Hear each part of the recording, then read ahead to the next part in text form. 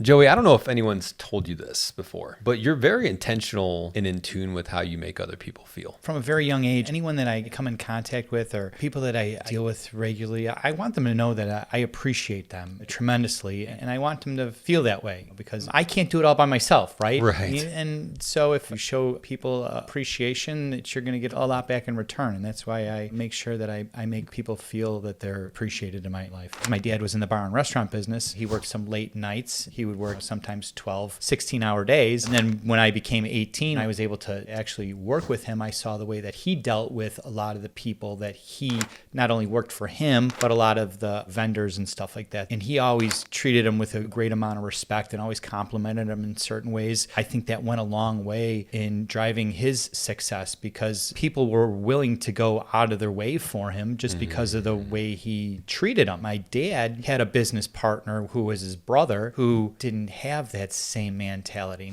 He didn't treat a lot of people with a lot of respect. I could tell the way that both of them were treated differently in that regard. People always told me how much they enjoyed working with my dad, and then they would also tell me how much they didn't enjoy working with my uncle. I want to be more like my dad, Right. because people are drawn to him. And throughout my career, when I've bounced certain ideas off him, I would ask him, hey, Dad, what would you do in this situation and how would you handle it? I'm having trouble here. Early on when I was in real estate or now that I'm in the payment processing space, he'd always be able to break it down for me. I picked up on the way he managed himself and managed people he worked with. And if I show the same type of respect myself for people that I'm dealing with, whether it's in business or whether it's anything I do, I want them to know that I respect them either as a business counterpart or as somebody who I associate with. People go throughout the course of their day and they probably don't have people that treat them really well or they get responded to very poorly. People in a business setting all have a common set of goals. Right. To be successful in whatever they do. And I want them to be successful as much as I want them to help me be successful. It's a two-way street,